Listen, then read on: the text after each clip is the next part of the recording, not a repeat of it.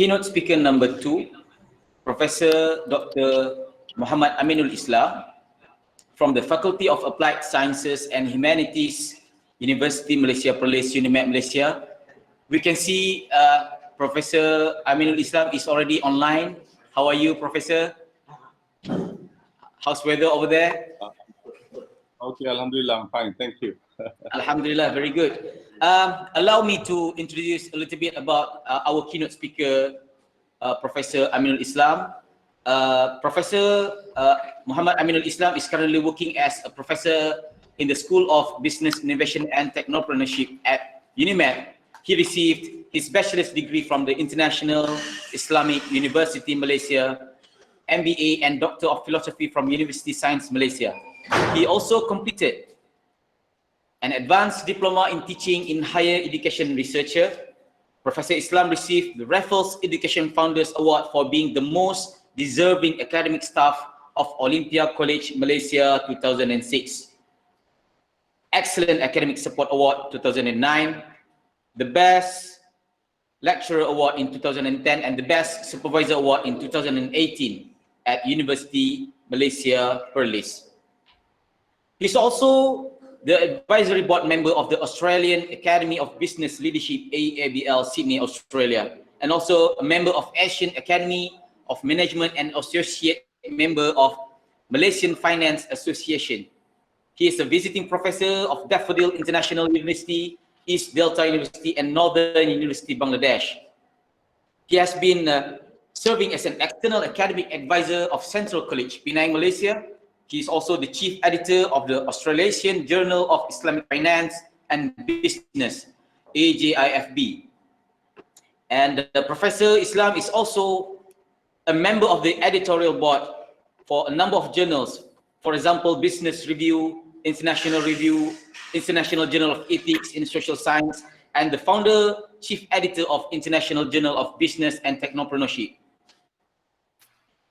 So his writings have so far attracted about 270,000 reads in the ResearchGate and about 2,500 citations in Google Scholar. His recent research has spanned issues related to entrepreneurship, IPO underpricing, earning management, blockchain, Islamic banking, and sukuk. So the topic of the presentation today, Professor, if you are ready with the presentation, you may start with your presentation slide now. The topic is revisiting research and innovation in the era of fourth industrial revolution. So without further delay, we welcome Professor Islam to deliver the talk. Please welcome.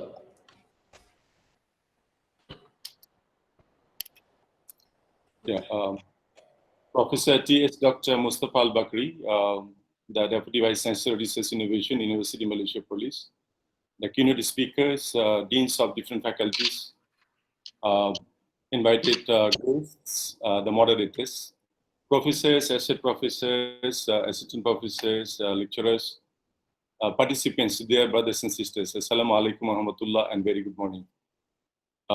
First of all, I would like to thank the organizing committee for inviting me to share some of my thinking on research and innovation. So as the moderator has mentioned earlier, the title of my speech today would be Revisiting Research and Innovation in the Era of Fourth Industrial Revolution. Well, the Fourth Industrial Revolution is characterized by the fusion of digital and physical worlds with the growing utilization of new technologies such as cloud computing, artificial intelligence, robotics, Internet of Things, and advanced wireless technologies, among a few others. This development has ushered a new era of economic disruption with uncertain socio-economic consequences. And definitely the spread of digital technologies have actually empowered researchers with access to quality information and other relevant services needed to improve the quality of research and innovation initiatives. We do often hear about fresh university graduates are unable to get jobs due to misalignment of qualification with the current market demands. As I know, there is a company in my home country where they are actually serving outsourcing online, and they wanted to recruit 800 employee for that job. And last 2 years, they managed to get only 200. So they are still searching for another 600. So meaning that the graduates the universities are producing are not really suitable to perform the job that company requires. So the company who is offering those kind of online outsourcing jobs requires the latest technological knowledge and applications. And probably the universities who are producing these graduates forgot to ignore, or not forgot to include or ignore those important advancements that is taking place in the society. Skills and acumen that we require are often obsolete even before they enter in the job market. So it is predicted the bulk of present jobs will disappear in near future. I'm going to talk about this later in few slides. So the situation is said to get worsened even with the post-COVID scenario. So we as researchers, we need to engage with the working world to better understand the direction of employment opportunities and strategize our future researches in line with the changing scenarios now. Many of fast-growing jobs and future jobs are driven by technology development, increased internet connectivity, rapid globalization, new business demands, and innovation and technological skills are required in jobs across the industries. So if someone is pursuing degree in business and social science and argues that my job does not really require Internet of Things or artificial intelligence, cloud computing, blockchain, and financial technology, there's so many new things that came in, then we might be living in the darkness now.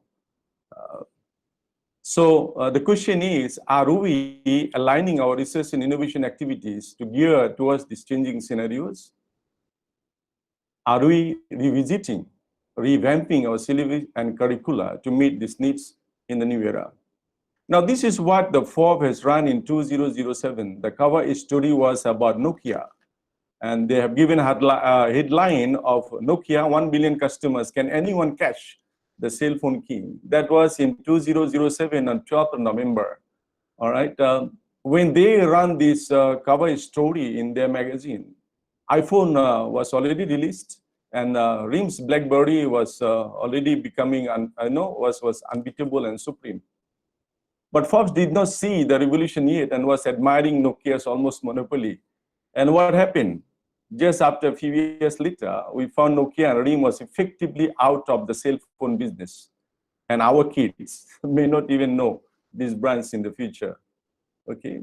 So just to glimpse through the research, basically, when it comes to research, you have to remember research is only undertaken when there is a problem. If there's no problem, practically, there is no research. And research is practically a journey. As we see, when we proceed with the journey, there'll be a lot of hurdles and a lot of challenges. Research will be like that. If you do not face those challenges, then definitely you are not in a true research. Okay, because the environment keeps changing and so much of changing are taking place, changes are taking place. Even experts in the area are having difficulty coping with the changes taking place. So when you are in the research, that's what in the second picture you will see, you will have a lot of hurdles and we cannot stop there. We have to continue and find answers to the problem that we have. So in the research that we do, we try to fill in the gaps, right? We identify a problem and solve it. Can you solve it alone? So the message that I would like to send to you, if you are thinking of solving the problem in the society or industry by yourself, you might be falling in the problem and losing yourself in the problem.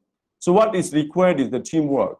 No one can work together finding a solution of a problem that is affecting the society.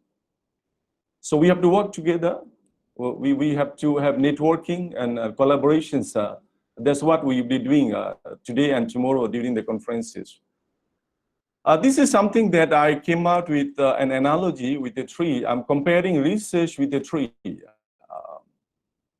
Can you imagine if there is no root, would there be a tree? Of course not, right? If there's no root, there's no tree. So if there's no research problem, you've got no research.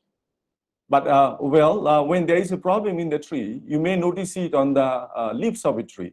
The leaves may get yellowish, it may start falling. So you can think you start thinking that the tree is having problem. So if you try to do some diagnosing on the lips and try to do some treatment on the lips, it doesn't really help. You may have to go down to the roots to see where's the problem. It could be problem of watering, it could be problem of fertilization, problem of the soil quality. So that's where the problem is rooted. So literature review, when you do literature search, review and understanding of reading of papers, when you do, basically it gives us indication that there are problems exist, there are gaps there, but that is not necessarily a research problem. Okay, that's just a symptom. And then we have to go back to the root of the problem. That is where the problem actually happening. So that's the industry, that's the society, the nation, and the world at large. I'm not going to explain full on this. This is a kind of analogy that I have developed and I'm applying for patenting. If anyone would like to know more about it, you can always log into my YouTube channel, Platform for Research and Development, and you can listen to my videos to understand more on this. The message that I want to send to you, basically, research starts with the research problem, and the problem has to be identified in the root itself, where it is occurring. Now, this is some of the information where we can actually convert ideas to a researchable topic. We look into nutrition experience, then we review papers, and we consult people with authority. This is something that I have also developed a template where we can actually plot our research problem. So the knowledge and theoretical problem or the gap that we identified, we can plot it in a slide, and then that should be supported by the industrial gap of a problem where it is actually rooted. Okay, so most of the time what we realize that many of us, we try to find out the literature gap or the knowledge gap on theoretical gap, and we highlight that, we continue doing research, which is not appropriate. Many people used to ask me question, if the literature gap is same as research problems, I would always say no, or partly I would say it is yes, but partly yes. Then you have to connect with your data from the industry where the problem is rooted. So you have to get the gap from literature, and then you have to go to the root of the problem, and then you have to align back this together, and that becomes the research problem.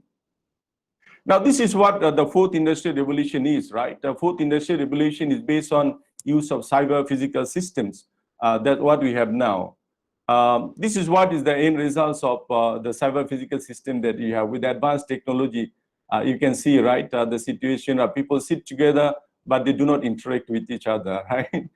Even if you have a family gathering, if you look at the down at the left corner, the grandmother is presenting foods, but everybody is with the phone. This is the kind of scenario that we are in. And when we do research, we have to keep that in mind when we design the research activities or only undertake a research to solve a problem that is happening in the industry. So also the disruptive technologies that we have, with the advanced technology, that's what we have, right? And during the COVID, if you do not want to cook at home and you cannot go out, Food Panda is always there. So Food Panda become the largest kitchen in the world without having a kitchen. The Uber or the other, the taxi company that you see that without having any taxis. We have Alibaba is the most valuable retailer without having any product by themselves. And it goes on, right? The Facebook, the most popular media owner without any contents, and Netflix is the world's largest movie house without any cinemas. So these all are the outcome of the fourth industrial revolution, the technology that we have. And this is what we are moving now, right? The cashless world, cashless payments and beyond. Please tell me where you cannot do a transaction without cash. Almost everywhere now, right? I can't remember when I actually paid cash when I bought something from a market or somewhere, right? So see, it was touch and go. People was quite surprised to see that now it's no more touch and go. It's we just scan through, right? We scan through and we dive through. That's what is happening. Even in Perlis, I couldn't have imagined it 1 year before that from home I can get the medicine. The clinic is sending the medicine to my house. And we have situation even in Perlis, I can do the COVID testing dive through. Okay? And even we have clinic telling me that, Prof, when you come to the clinic, you don't have to come out. We will go to the car and we will look at it, look at you, and then we prescribe the medicine for you. So that is what is the future of the world. Cashless payment. That's happening everywhere. Online, digital marketing, and everything that is seen now. And this is another one, the fintech, the greatest technology that is affecting every industry and everybody. You know, all this online shopping, every transaction that you do actually used by fintech, and it doesn't really only limited to banks and insurance. People have misunderstanding of financial technology, maybe just constrained, have constraints, is work only for the banks. It is not true. As I've given you many of this example here, it's almost everywhere. Every company, every industry now can adopt fintech or financial technology in serving the customers better. This is the social world that we see now. If you look at the users of the latest technology, we see 75% of online users fall in the age group of 15 to 24.